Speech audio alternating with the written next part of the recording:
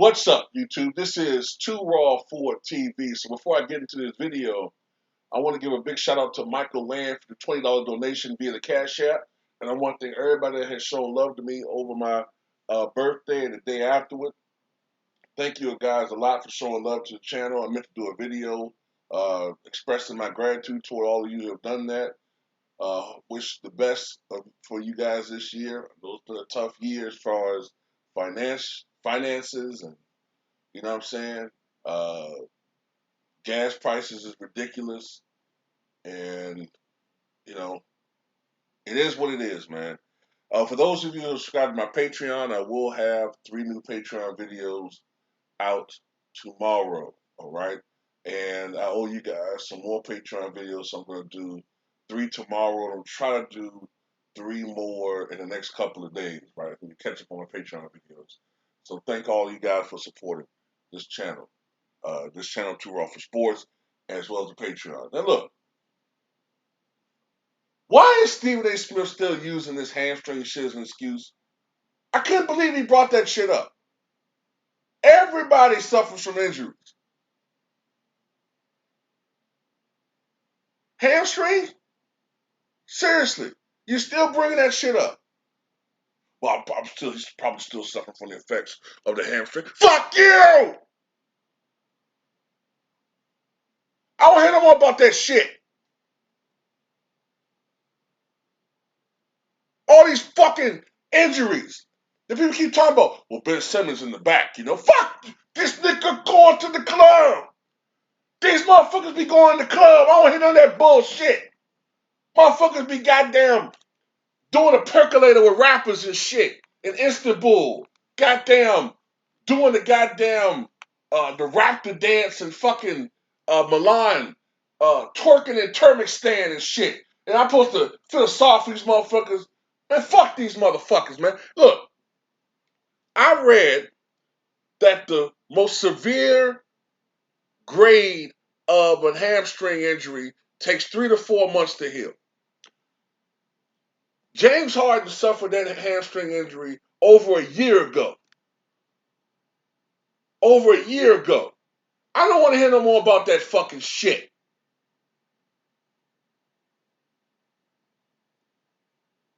It ain't the fucking hamstring. No, it's not the hamstring. It's the ham and cheese subs.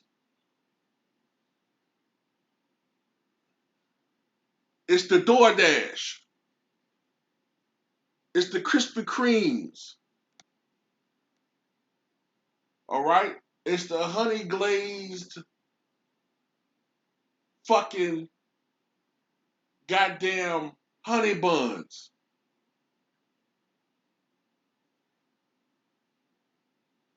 It's the Taco Bell.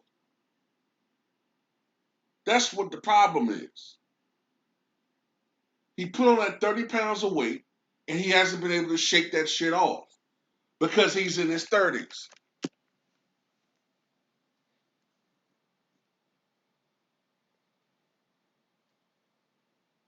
He lost weight once. Remember, he lost a little bit of weight. He probably went on like a water diet, but he's put that shit right back on.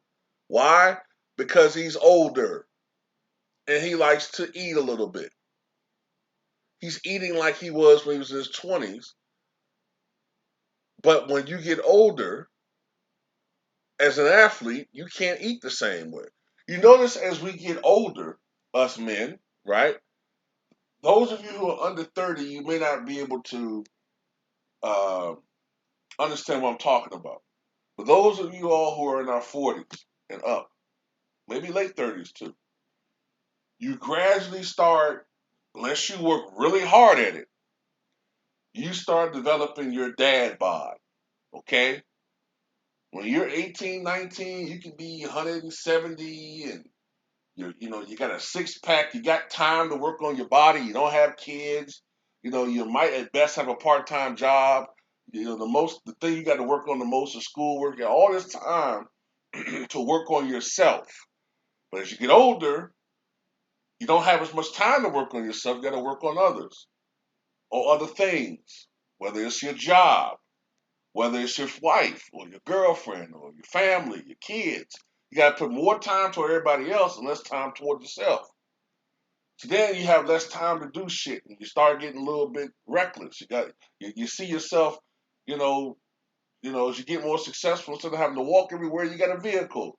And then, look, man, you don't have much time. You got to drive. Drive to the nearest McDonald's, the nearest Burger King, and all this and that. Next thing you know, you're 24 years old, and now all of a sudden your six pack is gone. You're about 194. You're still in good shape, but you're just not in uber shape. Well, I don't mean uber like I mean uber like extraordinary. Then you hit 35. The next thing you know, you get on that scale and you say, how the hell did I get to 238 pounds? Well, that's what happens.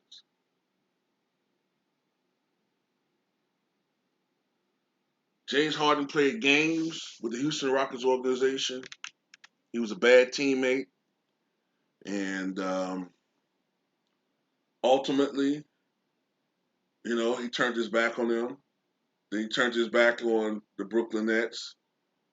And ultimately, all the shit that he did is come back on him. To me, he didn't really take care of himself the last couple of years like most great players do. LeBron James supposedly spends, what is it, $1 million a year on his own personal care. I think it is 1 million, maybe more than that. Kobe Bryant, Michael Jordan, these guys took care of themselves. Um, all these great players, they took care of themselves. That's what happens. And sometimes injuries do play a role. Sometimes injuries do play a role in a player losing some of their athleticism and quickness. But I don't recall Penny Hardaway when he was playing looking like fucking Luther Vandross.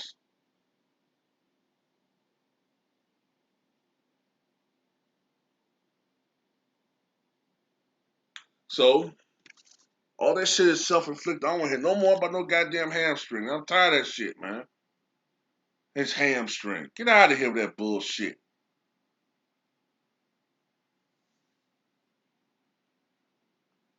They were still so this season upcoming when James Harden's still playing like shit. He's still gonna be using the hamstring as a fucking excuse.